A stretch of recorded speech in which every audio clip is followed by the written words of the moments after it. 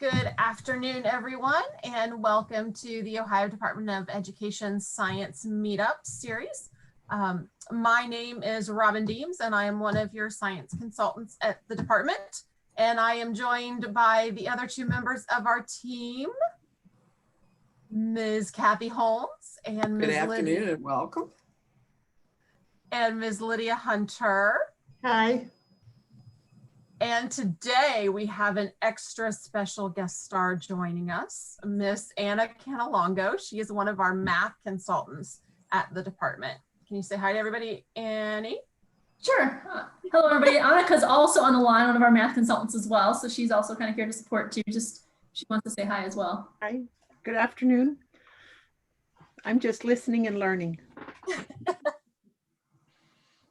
All right. And so today we're going to be talking about analyzing data. And that was one of the reasons why we wanted to bring our colleagues on the math team in with this, because we know that when the math teachers are working with students, they're analyzing a lot of data. And so we thought that they could really give some rich information to this discussion. Can you go to the next slide, please? Sure. Okay, so I'll just start. It looks like we have a small group with us today. I hear that both of you are high school. Maybe since there's only two of you, I can kind of scroll down so I can kind of see your faces, which always helps. So this presentation, just so you know, is designed for K-12. So we're going to kind of go with it based on the people we have in the room. So this is one of the activities that I do with some of when I go out and we present for the math community. We do this activity here. And so I just want you to take a few moments, and we don't have to vote on the chat because there's just two of us. So we'll just kind of discuss it. Which is the warmest city? So just kind of take there's 7 cities there. Just kind of look at the cities and kind of figure out in your head which one's the warmest. Is it possible for you to zoom in some? That is hard to see. I don't think I can zoom in on this, because my whole screen, so. We can give you the scale though. The scale starts at 30 degrees Fahrenheit and it moves in increments of 5 up to 90 degrees. And Okay, also, Robin, if you could put the Google Drive link for them in the chat, they could pull up the PowerPoint themselves from there. Is that correct? Yeah, I just shared the link again. So if you go into that, you'll want the file that says analyzing data, and it is a PowerPoint. I believe we're on slide 4. Mm-hmm. So that might make it a little bit larger for you.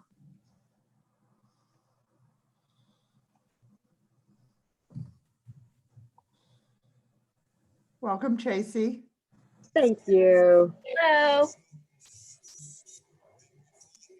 And we have just put some links into the chat that will allow you to access our PowerPoint, because we're going to ask you to go through some graphs, and it might be a little bit easier to see if you can pull it up on your own screen versus what we have. So feel free to tap into that and join us in the conversation.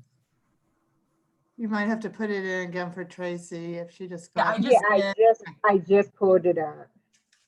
That's the one thing that I don't like about Zoom, is that you can't access any chat that went on before the point that you joined the meeting. So, but that's okay. I can paste it all afternoon if I have to. Okay, so we'll kind of go on from here. We'll just start discussing a little bit. Ideally, there'd be 10, 15, 25 people in the room here to have this discussion. But because we have 3, we'll just kind of discuss. Maybe I'll pull in Annika as well as part of the discussion, since so we have a little more variety. So what do you think is the warmest city? I'm going with F. Looks like F. Okay, so we have a vote for F. Tracy? Oh, wait, no. Because I can see letter D is past, no, because there's a dot at between 85 and 90 for city D. Okay, what about the other, Tracy? What are your thoughts? I mean, it has sporadic temperatures. It looks more like Ohio weather, actually. Yes, it is. Okay, Tracy with a Y. I just started looking at it, so Okay, well, let's skip to Annika then. Annika, what city do you think is the warmest? Well, I would tend to agree with F because I don't like temperatures up there in the 70s a lot. And this was a lot of days with 70s. Okay, Yeah, so Yeah. if you're doing this with a large group of people, you get all sorts of answers, right? So we had Tracy with the I say she wants that 88-degree day, right? So she's kind of going for that to be. It only has that one day. I mean, it's sporadic temperatures. It's average, you know. That's why I say it has that bipolar Ohio weather where you have the cold days, warm days. City F has a constant temps in the 70s, but then you have those days where you're at 42 degrees. And the people who vote F traditionally want something that's more consistent 70s, right? So I think, Madonna, was that kind of what you were thinking when you thought about warmest day? Well, I immediately looked at all the dots and then I went to all the highs if we're looking at warmest. And then I tried to quickly figure out where would I go if I started dividing and how many days then ultimately would be, more towards that higher end. I mean, it could, and again, it's still kind of hard to see even when I blow it up because obviously I'm reading it off of the screen. So, but Yeah. that was my thought process behind it.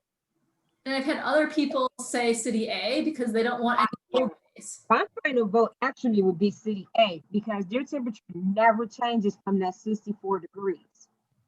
Every day it's always 64 degrees. It's never warmer than that. It's never colder than that. Well, I was thinking that it might not have been just these days, that it might be like an average. And so each dot might be a whole month, represent a whole month, right? Sure. And so then again, on F, you have way more months. And I prefer the 3 dots to the left in F myself. I love today with the snow and everything. So, but again, 70 isn't that very hot, right? But so are all the answers that you guys have said, are they all correct? I guess You D. have good reasons to support why you do. Some people want pool weather, and so they might vote for C because they're like, I can go in the pool, maybe not C. They might vote for D or because they want to go in the pool the most, or F. Some people just never ever want to be cold, so they vote for A. So it kind of depends on how you're viewing the word warm, right? There's a latitude in it, but there's a lot of correct answers there. And then how do you know? You guys have explained that already. But why is the question so important? The question, which is the warmest city? Why is that an important question? Or how can we maybe make the question better? Or what do you know about the question there?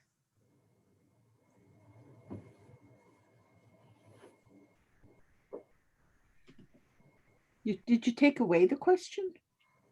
I did. Which is the warmest city?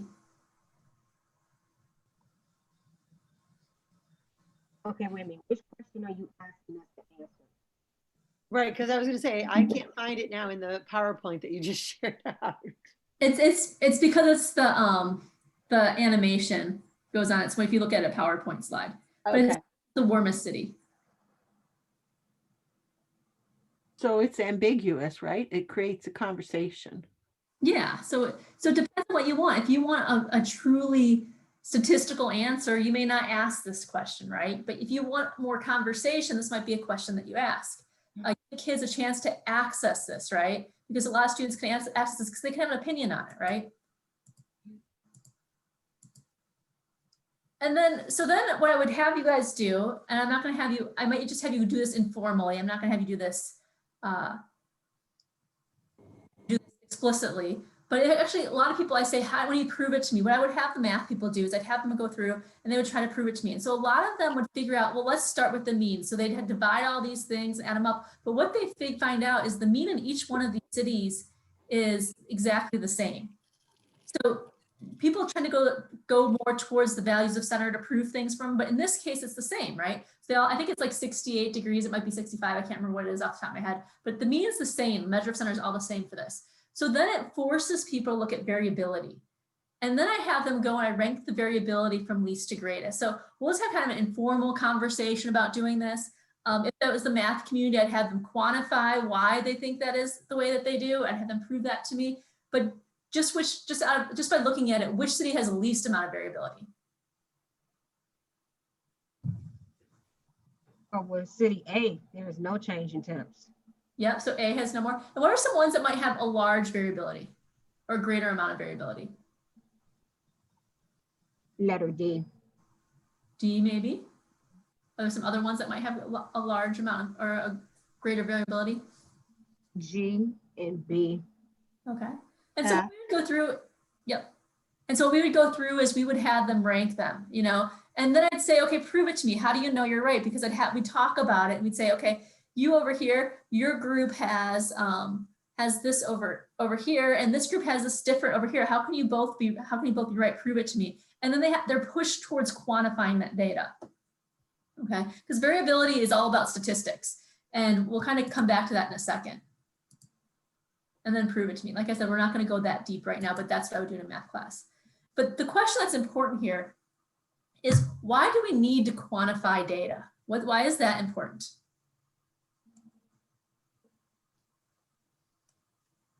Puts importance to the numbers. Why are you collecting the numbers? Can you say that a little bit louder? I couldn't quite hear you. Why are you collecting the numbers? It gives significance to the numbers. Okay. Anybody else? Well, I was thinking, you know, why do we need to quantify, you know, like right now with what we're going through with this pandemic and everything, the numbers are going to give us additional information. And so if we have a greater need to have sunscreen, you know, we're going to provide it during maybe a certain particular time of the year. Like right now, you know, with this pandemic, we need to quantify the numbers so that, you know we have enough hospital beds, et cetera. So I'm looking at it that way.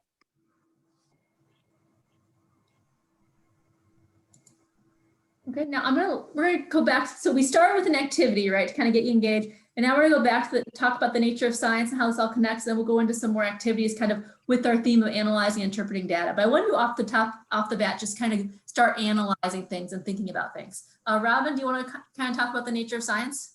Sure. So all of these sessions that we've been doing so far this year are all kind of focusing on the different aspects of the nature of science, which we've now incorporated in our learning standards for the Ohio Science. So our whole purpose in doing this is by incorporating this nature of science allows our students to engage in actually doing the science. I mean, what you guys have just done here is, you know, part of that, where you're actually looking at the data and trying to make meaning of that. But allowing our students to do this process and showcasing the norms by which scientists actually study our world and then communicate that work makes the students' learning so much more meaningful. It embeds that knowledge more deeply into their worldview and helps them to recognize that the work of scientists and engineers is also a creative endeavor. And that is something that has deeply affected the world that we live in. If you go to the next slide, Annie, if you look at this one, you'll see that we have several of those different science and engineering practices that we've already talked about: asking questions and defining problems, designing and carrying out investigations, right? The next step after an investigation is gathering that data. Well, as you look at the next few that are up there, the analyzing data, developing and using models, and then interpreting the results and drawing conclusions, these are all mathematical, right? And computational thinking goals. So you can see how science and math are so tightly interwoven in the practices that we use are also many of the same practices that our math colleagues will be using and teaching the students as well. And that was one of the reasons why we wanted to bring Annie into this conversation, and something that we've started doing is looking even more strategically at how we plan our standards and how we, you know, decide what students need to learn, that we want math and science to be truly working together, because that's the way the students are really experiencing the world, is not in silos, but they're doing it together. You want to go to the next slide?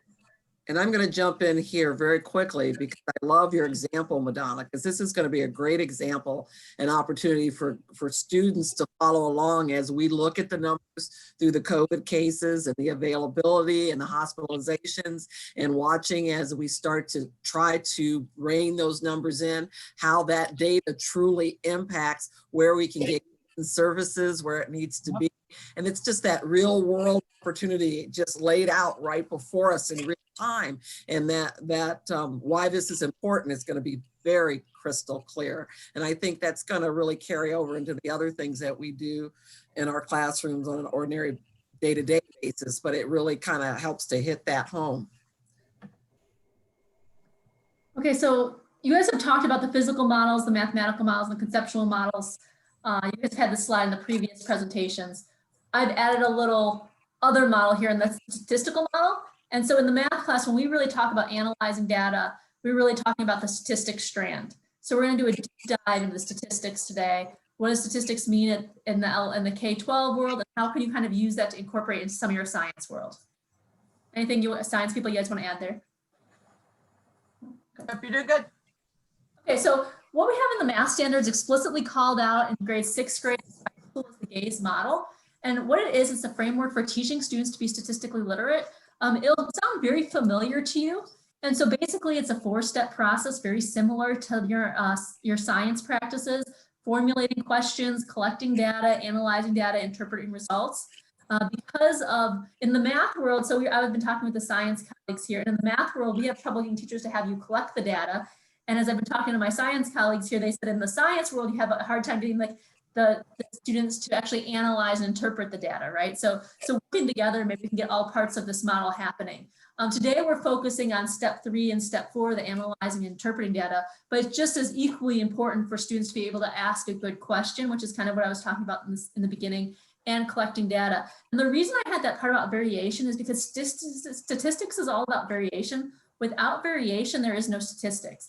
And so one of the things that I know I was weak in, and I'm sure a lot of other teachers are weak in, especially the math teachers, they may not have had a lot of formal teaching or education around statistics, and now they're suddenly thrust into teaching statistics, which is a little bit different than math, but uses some of the same vocabulary, but might have slightly different shades of meaning, is that this whole concept of variability is new to them, right? They're used to discrete answers, one answer, and this idea of variability is kind of a new mind shift.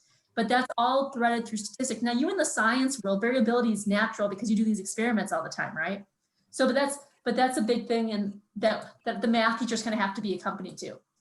So here's your science practices. In order for me to get like my head wrapped around this, I started just kind of aligning the GAZE model to the science practices, and you can see the analyze data, interpret results goes right along with what we're talking about today. Interpreting results can also talk about engaging in argument from evidence and obtaining, evaluating, communicating information as well. And we'll dig more into using mathematics and computational thinking next month. And so what does the GAZE model say? And I took this from their packet. If you're interested in this, it's free. If you Google GAZE model, their whole framework is online. It's a little bit hard to read through, but it's there. But what they say analyzing data is selecting appropriate graphical and numerical methods, using these methods to analyze the data, and then accounting for variability with use of distributions is the key idea in analysis of data. So again, there's that variability. Interpreting the results is interpreting the analysis, relating the interpretation to the original question. You can't forget to answer the question you originally started. You might have a question you started with and you go down and you're having all sorts of fun with it, but you have to bring it back to the original question. And the goal is, as kids become more sophisticated through this process, is to be able to make generalizations through to allow for variability in the data to larger and larger populations. It might start off small within a classroom, but generally as kids get more sophisticated in their thinking, to larger populations. And so here is the things that we saw before. And I'm just going to talk briefly about what forms data can be in. We're not going to have a lot of discussion. I just kind of want to get, since you're science people, I want to kind of explain to you what's going on in the math world. This is a dot plot. It's also called a line plot. Sometimes they have little X's in it. And so this is a common one that you see in the math standards. Some other graphs that are in the math standards are picture graphs, line plots, dot plots. We use line plots and dot plots simultaneously. Some people use them a little bit differently. Bar graphs, histogram, in 6th grade and above, they use histograms and box plots. In 8th grade and above, they use scatter plots and two-way tables. Things you may expect to see in the math standards but are no longer in the math standards are line graphs, circle graphs, pie charts.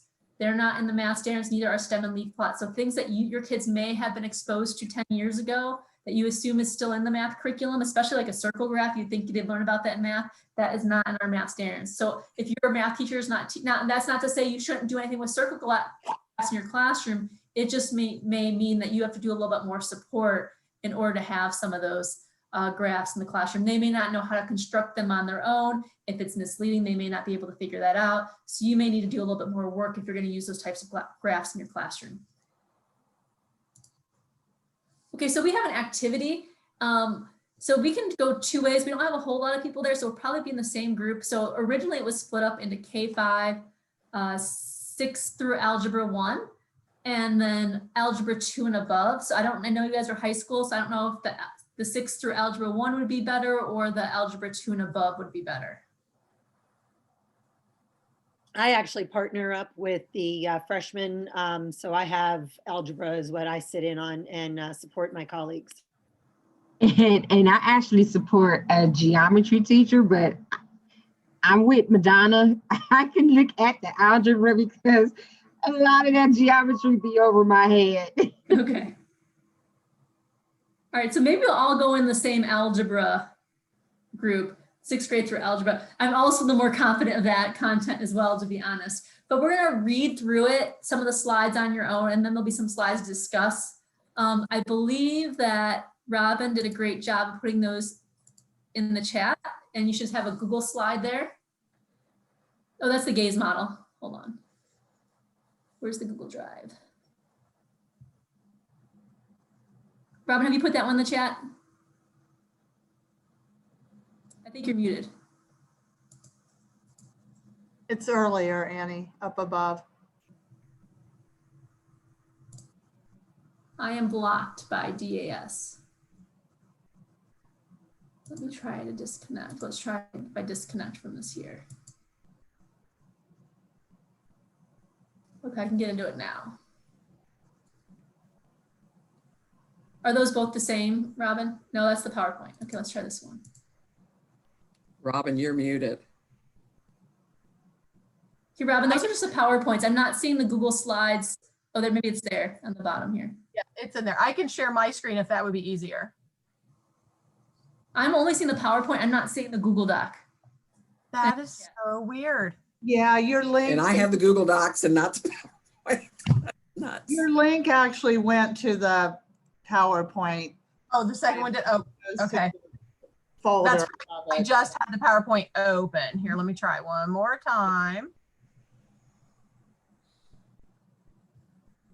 Get the Which link. was great when we were trying to have them see the PowerPoint. Try that one. That should take you to the whole folder. And for our participants, you can also go there and there'll be several different groups. And we're going to start with, was it grade 6 through algebra or the high school in algebra? Yeah, grade 6 through algebra. Hey, Robin, did you give all 3 of those? I don't see the 6 through Yeah, algebra. they're all in there. They're all 3 in there. I only see the high school algebra This one link thing. went to the high school file. We're not getting the link to the actual folder. The folder. Can you Hold on. link just to the 6th grade through algebra 1 then? I can. Let me open it here. I think, let's see. I've got a Just link. tried it. Here. That link should get you there.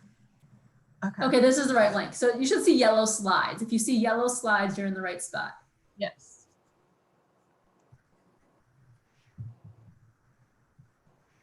Okay, Tracy, and Madonna, can you guys all find it in the folder? Okay. All right, I see a thumbs up from Madonna. Tracy, we're good. Tracy, Which one- Kane? Monica, you Which good? one is it? Because I clicked on both of them. So are we doing the Grades. grade 6 or are we doing the high school? Grade 6 through algebra 1. Okay, got it. The standards between 6th, 7th, 8th grade and algebra 1 are all very similar. it really takes a turn then once you start, they all build on each other. It takes a turn in math and algebra 2.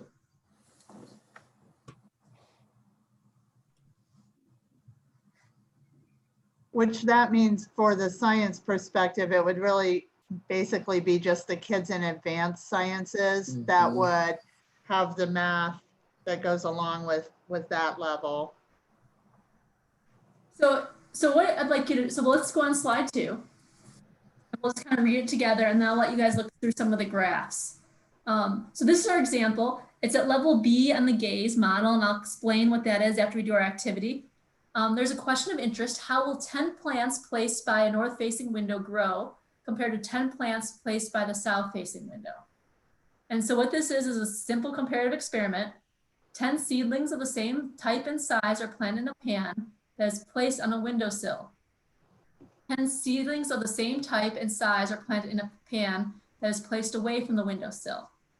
And this next phrase is highlighted, and this is just really done informally through Algebra 1. It's not done sophisticatedly until Algebra 2. Random numbers are used to decide which plants go in the window. So just an informal conversation about randomness. You might like take numbers from a sheet of paper, like in a hat or something. You talk about why it's important to do randomness. It's really, really informal in the middle school. And then after 6 weeks, the change in height for each seedling is measured and recorded. So that's kind of the experiment. Now slides 3 through 7 are all graphs of things that students could do. Now, not all the graphs are ideal to represent the situation. I'm going to tell you that before you begin.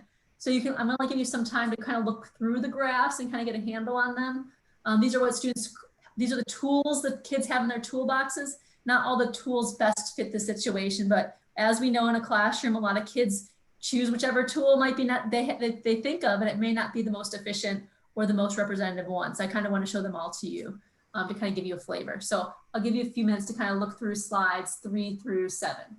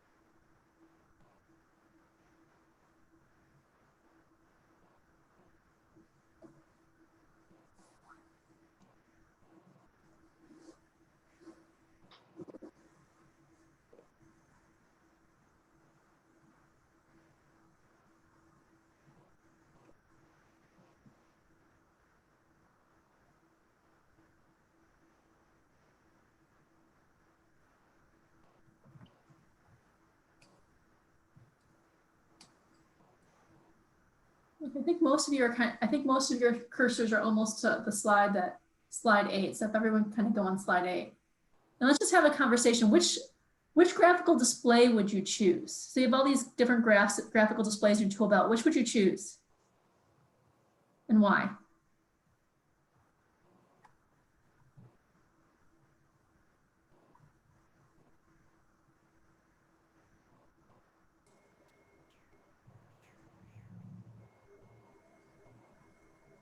I like the histogram and the box plot.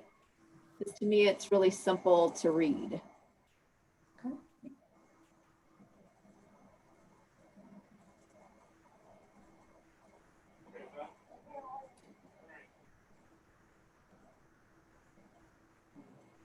Anyone else? So I know that it said like the bar graph wasn't necessary, but I'm a visual learner. And I've been actually teaching my own scholars to do more visual things so that they can start learning how to take notes better, et cetera, et cetera. So for myself, I actually needed to see the bar graph first. Like my eyes were immediately drawn to that. And then from there, I could see myself doing the plot and then merging. Like, I don't think I would ever just do one and say, okay, I get it. I think for my, like I said, for my own learning, and again, I'm 54. So what you're saying now isn't necessarily the best or has been like moved off. I still see it as a visual, you know, because kids are going to say, oh, I see a plant growing. So they're going to want to draw something as the equivalent of that. So that's why I'm looking at a multiple to come up with so that I understood it better. Anyone else? I kind of agree with Madonna. I was trying to distinguish the explanation in the cloud when they were saying why the student chose the one graph over the other type, where you know that why the histogram was better than the bar graph. Like I was with her, I understood the bar graph, and I'm a visual learner too, where I looked at the bar graph and I understood exactly what that meant. And the same thing with that first graph that we looked at, the dot plot. I understood exactly everything that was on that one. And then once we started scrolling through the other ones, when I got to the box plot, I was like, okay, I'm kind of have to interpret a little bit more. And then the relative frequency, I'm like, okay, this is getting overlapped here. It's getting a little confusing. You know, as a visual learner, I had to try to interpret that a little bit more better. So do you think that, so you also favor the bar graph. Do you think that's because you're more familiar with the bar graph, it's familiarity, or do you think it better displays the data? both. I would say yes to both of your questions. Because I am a visual learner, but because I do know how to interpret that. I mean, I can see how as you go up the scale, I can easily interpret how many those are. Okay, so now let's go on to the second question. We'll come back to that one a little bit. So remember we talked about variability with statistics, right? Variability. So some of the things we need to look at variability is we want to look at the shape of the data, clusters. How is the data symmetrical or lopsided? How does that so any of those questions, which graphs lend itself to talking about shapes of data, clusters of data, whether the data is symmetrical, lopsided, which graphs kind of help us answer those questions?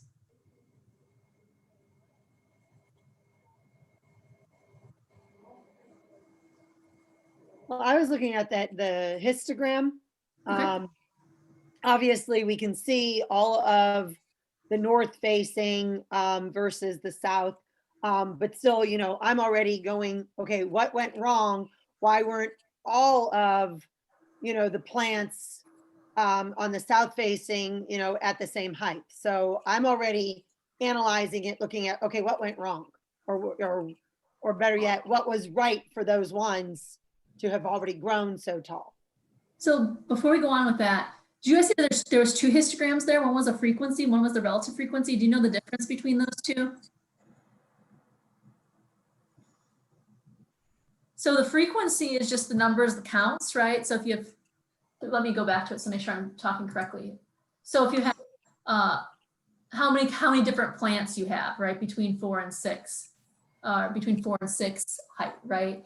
Whereas the relative frequency is percentage. So in my opinion, in this one, the relative frequency doesn't really make sense. It's hard to see what it is. I'm assuming when you guys were mostly saying the frequency, you're talking about the histogram with the frequency. But they could do a relative frequency histogram if they wanted to. Were you looking at the regular frequency one, Madonna?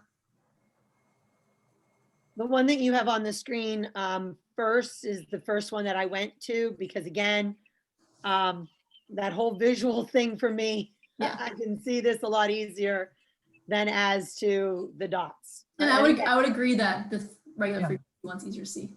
So I'd like to come in here, like the histogram that you have now with the frequency, that threw me for a loop because I didn't read the labels correctly, but it looks like the plants on the north window are taller at my first glance, right? Sure. Because that bar is much higher. And I'm like, wait, what?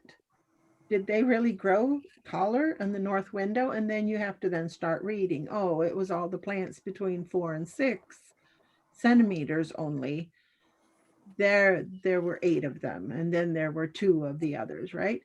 So that one I think could confuse kids way I more. made that same exact mistake. When I first looked at that, I was like, I thought the north ones were the taller ones until I started to read the number scale and I had flipped the axes and realized I had them backwards. Mm. Yeah. So let's go. I like what Annika's doing there. Let's look at the box plot for a second, just so we all have a handle on it. Because we talked about the histogram. So the box plot, would that same confusion happen with the box plot? Well, there again, I think it would be weird to have the box plot laying horizontally. I would ask the kids, how come you put them horizontally? Like the plants don't grow that way. We can just as well make a box plot that goes vertically, right? Sure. Then it would be very clear. But I do think this one is very visual in that you can really see a difference between the two sets of data. Sure. But think of it, just turn it 90 degrees. Oh, I agree. Counterclockwise. Yeah. So what is this one telling us about the data?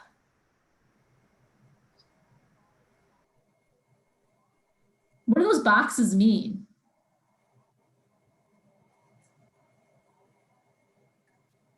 You mean like the numbers and how tall they grew, or is that what you're asking? Yeah, so what do the parts of the box plot even mean? When I remember when I first started teaching, I had never heard of box plot before and then I had to teach it. It's now they use a lot more in the workplace than they used to, but when I had never learned about this till I started teaching it, right? So I'm sure there's many science teachers who may never have seen a box plot. Maybe some of you may not have either. So what does this mean? Okay, it's been a long time since I've done this, so I gotta remember this. I might be saying it backwards. That's all right.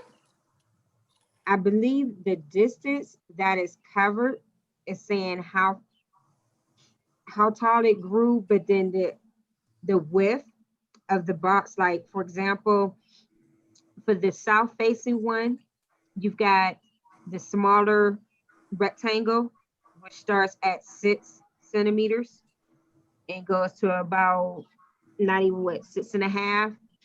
And then you got that 6.5 all the way up to the 8.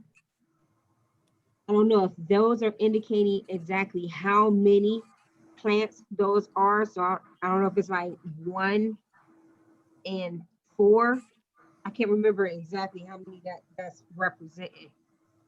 Sure. Can you tell the maximum and minimum plant growth from this? Like I said, that's why I went over to the bar graph that isn't used anymore, and I was able to figure out then this one.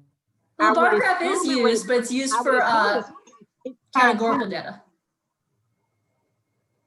Is the maximum growth range 5 centimeters Yeah, for 5 the south? centimeters minimum. And then for the north, it would be 3 centimeters maximum. No, wait, maximum or minimum? Maximum is 3 centimeters. Minimum would be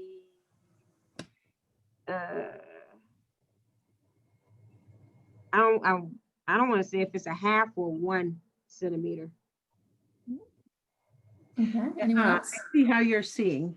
Are you looking at the width of the boxes? Is that it? Yes. Okay. So, yeah.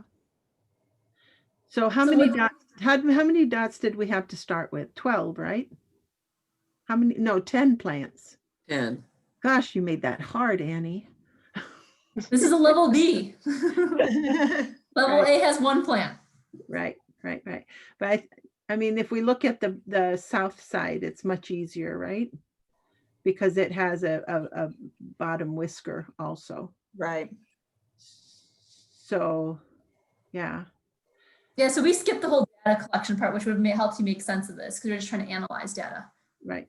The lower whisker is that means the smallest, and the red one, the south facing window. The lowest, the left whisker, that means our smallest plant is 5. Centimeters tall, yeah. And then our tallest plant is 10 centimeters tall. Yep. Okay, so the purple, it's about 4 something is the lowest, and then the maximum is about 7. And what those boxes, and then what the box plot does is it uses the medians. So if you look at the purple line and the red line in the middle of the box, that's the median as opposed to the mean. So it takes them all and orders them from least to greatest and finds the middle number. The boxes, it's kind of telling you what the center of the data is. If you imagine if you took all the numbers and you ordered from least to greatest and you found the center of the data, all those data points are in the middle. So it kind of highlights the center. Well, they're at the vertical line inside the box. Yeah, so 50% of the data is within that box. And then 25% of the data is at each whisker. Right. And 50% of the data is to the right of the median, and 50% is to the left. Yeah. So, so if you have 10 data points, then 5 of them on the south side, 5 of them are shorter than 6.4 centimeters, and 5 of them are taller. So let's just stick with this one for a second. Let's go back to our overlap. So where does our data kind of cluster? Like, not maybe cluster is hard to see, but where does it, how does the overlap compare between the north facing and the south facing window?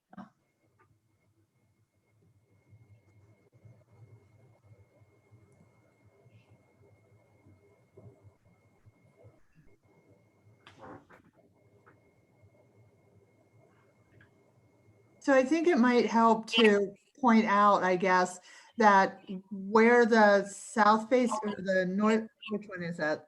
The purple one is missing the whisker. That's because all of that whisker is clustered right there at the left-hand side of the box. Right. So the lowest 25%, the 2.5 data points, each part of the box and whisker. If we look at the red one, so the lowest, each part is 25% of the data points. So from 5 to 6, you have 25%. From 6 to 6.4, you have 25%. From 6.4 to 8, you have 25%. And from 8 to 10, you have 25%. Maybe let's go to the dot plot and see if that one's a little bit easier for you to understand, and then come back to the box and whisker over here. Because I have gotten lost now on that. That's all right. But you're starting to see things that your kids are exposed to, right? So that's okay. So here's the dot plot. You have the south facing ones down here and the north facing ones up here. So you can see the way you read this is that, okay, there's 2 plants here at 5 centimeters. There's 3 plants at 6 centimeters. There's 2 plants at 7 centimeters. There's 1 plant at 8, 1 plant at 9, and 1 plant at 10. Does that make sense? I'm seeing a couple head nods. So let's look at the overlap of this one. Where does the clustering happen in the dot plot?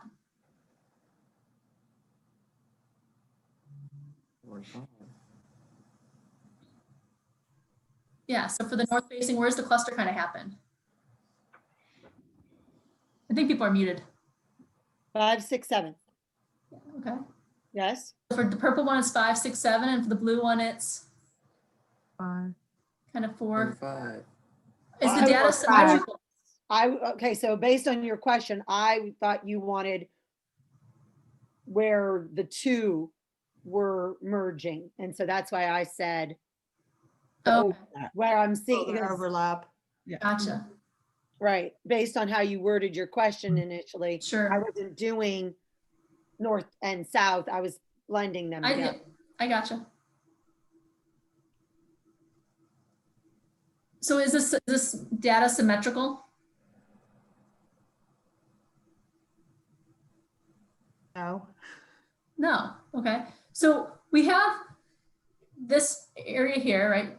So which one shows variability the best, right? So when you want to see the whole variability. So we have the dot plot. The box plot's still a little confusing to us, and that's okay. We have the histogram that we're a little bit more in tune with, and we have the bar graph. But which one shows the clustering better? The clustering and how the data really looks. So you can see the variation. South.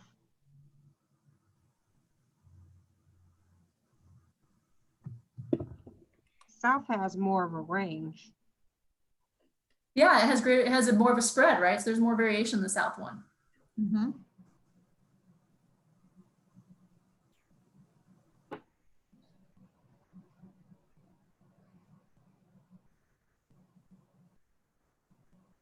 But which graph shows the variation the best?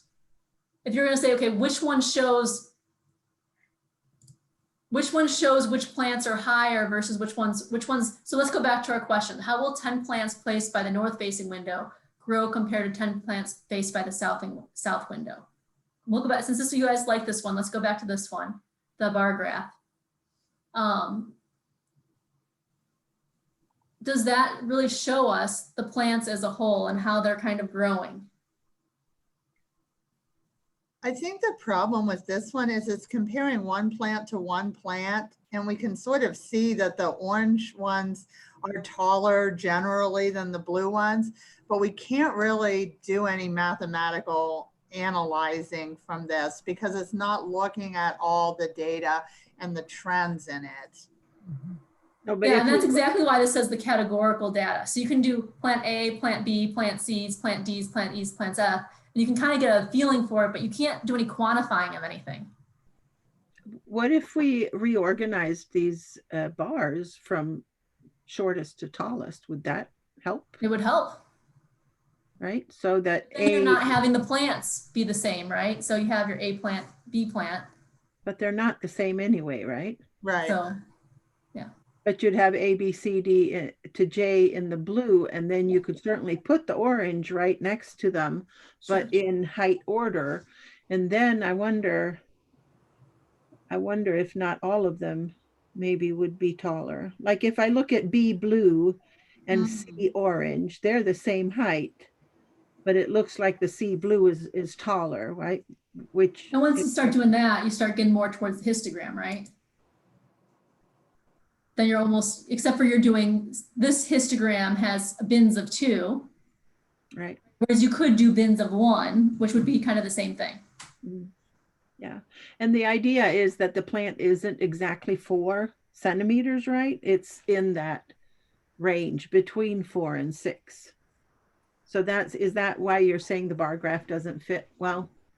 Yeah, the bar graph doesn't show the 2 different overlaps as well, whereas the histogram kind of shows it. Because the bar graph is supposed to be done with categorical data. If you want to compare frequency, which is what we're kind of want to go for, you really need to use the histogram. But if I'm comparing multiple variables, my bar graph is going to give me more information, because if I am set up as I've got a north facing plant and a south facing plant, and now I've got A, and that's going to also, B, C, and et cetera, then I also could be testing what am I giving within the nourishment within the water. So I could be, and that to me would even be more beneficial than this piece here, because now I can do 2 variables. This is, yeah, bar graphs these are all univariate data. When you start doing bivariate data, you start going more into scatter plots and some of those other tools. So the big question is kind of having to analyze. So we're almost done with this part here.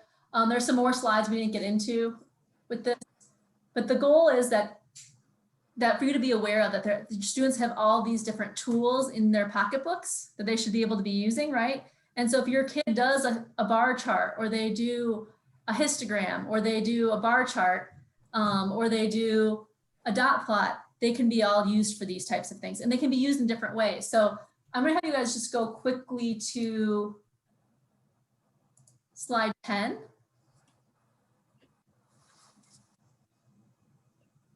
Well, actually, I'll have you do slide 9 for a second. We won't have time, we won't take time to discuss it, but we'll kind of look at it. Slide 9, I did all the calculations for you, and that shows you the mean, median, and mode of each of those categories. And just so you're aware, the mean, you can find the mean a lot easier. You can find mean or median probably in the dot plot. And then the median is usually used for the box plot. If you're doing anything with median, the box plot is usually the go-to graphic to use. And mode, you can see mode in the dot plot as well. So it depends on kind of which measures of center you want to kind of also choose which graph you want to use to illustrate those things. And it also, if you go into 10, that also talks about the different measures of spreads that students can quantify data with. So they, below 6th grade or 6th grade, it does range. After 6th grade, they do interquartile range, which is and that's with the median, with the box and the box plot, like how big is that box? That's what the interquartile range is. And that's, you can kind of talk about variation and spread with that box plot. The mean absolute deviation, the standard deviation, they're very similar type things. You probably have done some standard deviation in college. Mean absolute deviation is a very similar type of thing, where you find the average distance point between the mean data points and the mean. And that kind of shows how you can quantify spread in that thing I did in the beginning of the time with all the different plants, or all the warmest day. I would push the teachers either to use standard deviation or mean absolute deviation to prove to me which one is the warmest day by taking spread into account or variability into account, if that makes sense. And so those are usually seen, the mean absolute deviation, the standard deviation are shown a lot better within a histogram and or a dot plot. Those kind of lend themselves to those tools. So it also depends on how you want to measure, what kind of measurement you want to do as far as how you want to quantify the data is also going to impact the type of chart you choose to use. So you can't really do, the bar graph doesn't help you see the mean absolute deviation or the standard deviation. The dot plot won't show you the interquartile range, but the box plot will. So kind of depending on if you want to use mean, median, or mode, or if you want to use standard deviation, mean absolute deviation, or IQR, those are all the tools your students have at hand. It depends on which one of those you want to use will kind of lend itself to which graphical display will also help you get there, if that makes sense. So Anna, can I ask you a question then? So this was the grade 6 through algebra. Yep. Where are the majority of these plots or graphs, etc., actually introduced? 6th grade, they do one of these. So this is all aligned to a 7th grade standard where they do overlays of two box plots, 2 dot plots. That's all 7th grade standards. 6th grade, they just do one. In 6th grade, they're learning how to create the box. In 7th grade, they're kind of using the boxes to compare. And then in high school, they're creating these things with technology, and then they're just analyzing it. And the mean absolute deviation, they start learning about that in 7th grade, but it is a very difficult concept. Yeah. But by algebra 1, they should have the mean absolute deviation down, and they start doing stuff with standard deviation. But mean absolute deviation and standard deviation are in high school or in algebra 1. And the interquartile range is really easily described for the middle school kids. When you think about, you go to a store and you're going to buy t-shirts, right? So what sizes would they have in the store? What sizes shoes would they have the most of, right? And that's that 50% in the middle, because not all stores have these huge shoes, for instance, and not all stores have the small, and also different sizes.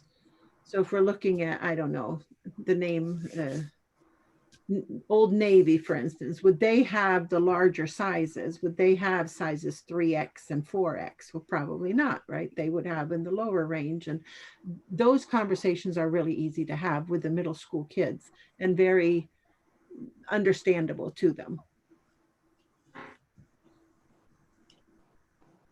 Okay, so let's go back to the main presentation now. You guys can kind of look this over. I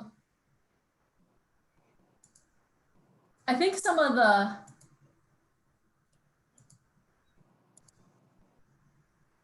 I think slide 11 got mistaken. Oh no, it didn't. Okay. All right, so we'll go back to the presentation. I'll share my screen again.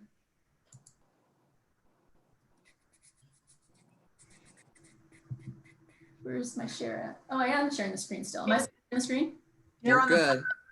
Okay, I didn't know I was still sharing it. Okay, so there's basically different levels of the GAZE model. There's level A, level B, level C.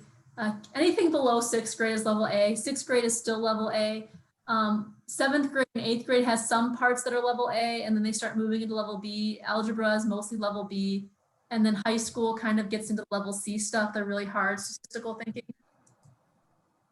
I'm going to do that for now. And so I'm going to kind of just take some topics and show how they increase the levels. So level A with the mean, we're going to talk about the mean, the average. That first appears in the standards in 6th grade, and they do it mean as a fair share. So what they are supposed to do is they're supposed to take different blocks, right? And they say, okay, you might have 6 cookies, you have 3 cookies, you have 4 cookies, you have 2 cookies. What's the average amount of cookies? How can we share it so everyone has the same amount? And they take the blocks and they level things out so that they're equally shared, if that makes sense. And then you could do some other things that are advanced, like, well, what happens if your average is 8? Does everybody have to have the same number of blocks? Well, no, everyone could still have an average of 8, but maybe Jimmy has 2 and you have, 10 or something like that, right? And you have 14 or whatever it is, but then they can all be leveled out. So you do some of those types of things in 6th grade. In 7th grade, and that lends itself into some of the things that they're doing in the 6th grade with the dot plots and the histograms and things like that. And then in 7th grade is when they do this mean absolute deviation, which is kind of tough. It's kind of like a conceptual idea of a standard deviation. And that's all based on mean as a balance point. And I can do a whole activity on this, which I won't at the moment because we don't have time for it all. But what that is if you have a bunch of data points, you put them on a balance beam, where would the balance point be? And that would actually be a mean. It's a whole different way of looking at mean, but it really helps you when you start to think about spread and we start to think about variation. So it lends itself into that. And then in level C, what they do is then they start taking the means of the means, the sample means about the population mean. They start doing those kinds of things. Like if all your groups, if you take the average of each of your groups in a class, then you took the average of the class averages, you kind of do the sample mean, things like that. That's kind of what happens in the Algebra 2 level. The same thing with the variability. In level A, 6th grade, they just do the range, the highest from the lowest. Most of you guys, that's kind of stuff you did when you were in school. In 6th grade and 7th grade, they start doing the IQR and the mean absolute deviation, the interquartile range. What's the range of the box? How do you figure out the spread using the mean absolute deviation? That's a more advanced calculation. And level C is standard deviation. That's in Algebra 1 and beyond. And then Algebra 2 starts going into the normal curve and the normal distribution, all that kind of stuff there. And so analyzing data, I'm not going to go through all this just for time, but you have it here for your slides. In level A versus level B versus level C. In level A, they just start looking at individuals to individuals. They kind of see some association. In level B, they start quantifying things and they start acknowledging sample error, things like that. In level C, they start comparing group to group and they notice some more variability within the groups. In interpreting results, in level A, they just kind of look at the classroom. How are the plans doing in my classroom, right? In level B, they start looking, okay, how do my classes compare to the rest of the school? You know what I mean? And they start talking about, well, is our honors math class actually representative of the school as a whole, or is it not? They start talking about those things. And then level C, they start comparing groups to the general population. Does it represent all schools in America? What about all schools in the world? Things like that. And then this is just kind of a summary of all the things that you guys have in your practice. I don't know if Robin wants to say, or Lydia or Kathy want to say anything about that. Yeah, I just, like many things, like everything that we've talked about in math and science, it is a progression from the K2 level. It's not something that we just start doing at some particular level, but kids need to start doing this analyzing data. It first starts just with, collecting, recording, sharing observations and things like that, and builds through this progression. And as Annie kind of pointed out earlier in the presentation, there really is, we're always trying to get science students to go beyond just collecting data and have the teachers and the students like really focus on analyzing and interpreting it. And in math, they're doing all this analyzing and interpreting already. And so they know how to do some of this stuff. But in math, sometimes it's a struggle to get the teachers to apply that to real situations. So if we can get both of those things going on together, that is an opportunity for really meaningful connections for the kids. And this kind of follows along the GAZE model too. If you notice, they start quantifying things in the middle school, and then they do more detailed statistical analysis in the high school, upper level high school stuff. Well, and then I'm so glad you brought that up, Lydia, because like I said, I've been sitting in on, the algebra classes, and obviously because we are completely virtual, so we have to, like I only get to see my science students twice a week. And we at least get to see the math kids 4 times a week.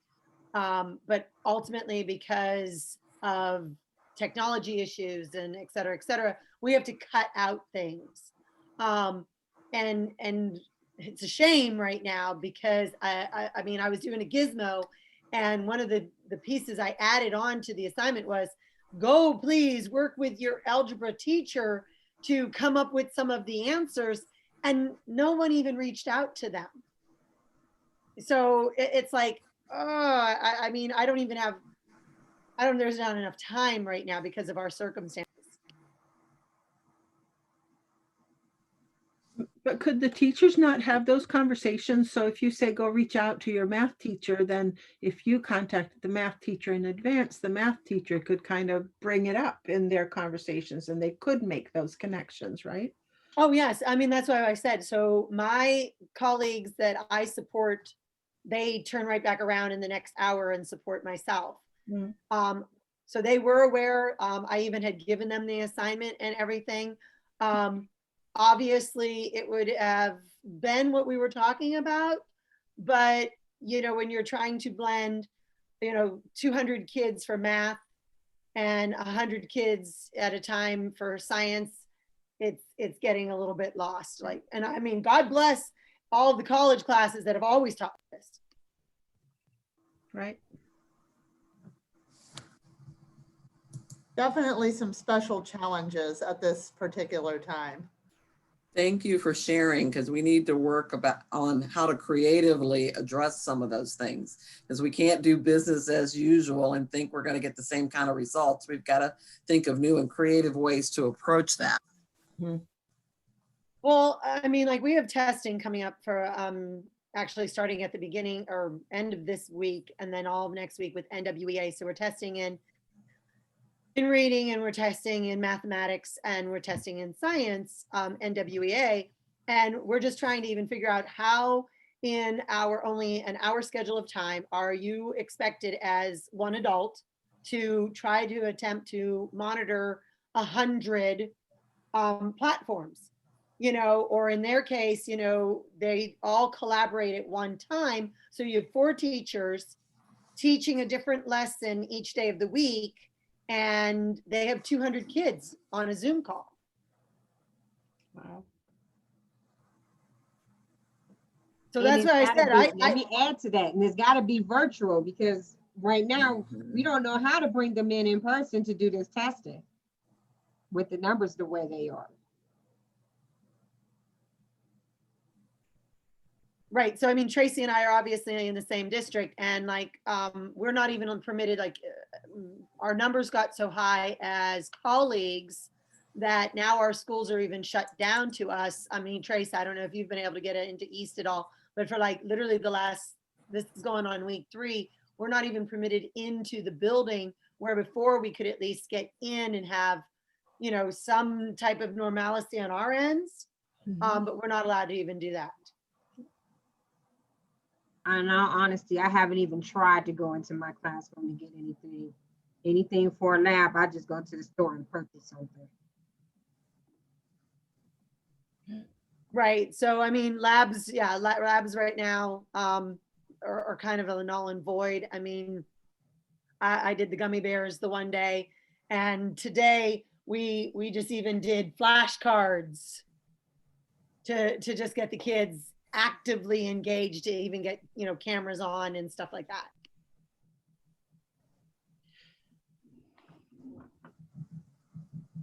Again, thank you for sharing. Yeah, absolutely. Sorry, that was on a sidebar. It's important though. That's good information. And then just to kind of finish it up, here's just the warm city solutions from least to greatest. If you cared about that, I just want to include in the PowerPoint.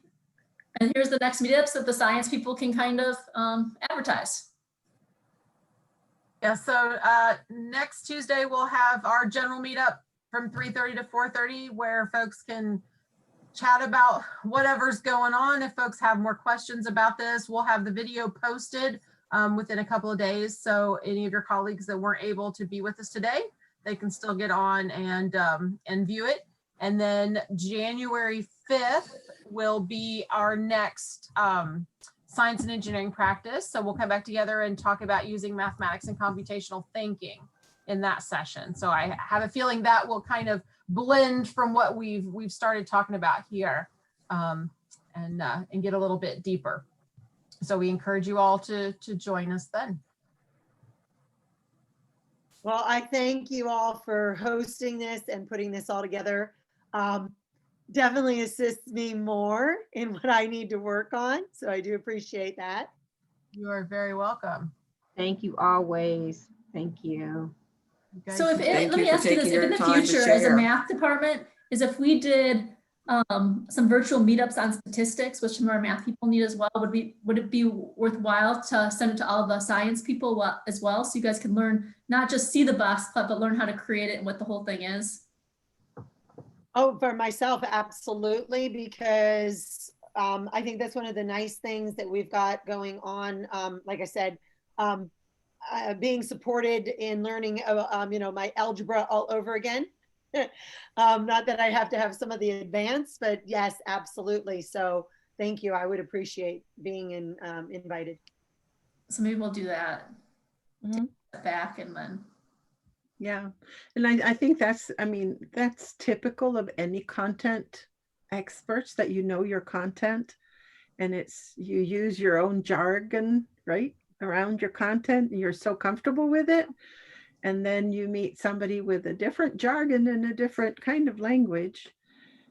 And we feel, well, everybody knows this from the math point of view, and you guys have your science expressions and stuff that you think, well, gosh, everybody needs to know this, right? and it's good that we can meet. So thank you very much for Annie to forward the invitation, and I would love to be invited to the future ones also. You're right. You are so right, because when she presented the last slide, and when you said standard deviation, that's when it rang a bell with me, because I teach chemistry and physics. And with stoichiometry, we do limited reactants and we do actual and theoretical yield. And that's where our standard deviation comes into play. So as soon as I saw that jargon, boom, it all hit me then. So it was like, I just need to see that terminology so that I can relate to the science from my endpoint. So Right. thank And you. And it's also double dipping between the content areas. You know, the big thing teachers always say, I don't have time to get through everything I need. But if you can work together, math and science, there's a lot that overlaps. And so you can actually save time by doing that, right? Preach. It's awesome. All right. Thank you That's very good. much, guys. Have If a any good of you need an attendance certificate, I just popped the link in there again. If you want to just go to the that Google form, and we can get you a certificate for your time with us. But Thank you, ladies, all. This was great. If we don't see you next week, have a wonderful Christmas. And we'll see you all the next time. Thanks for tuning in. Thank you. Thank you. Have a good one. Take care.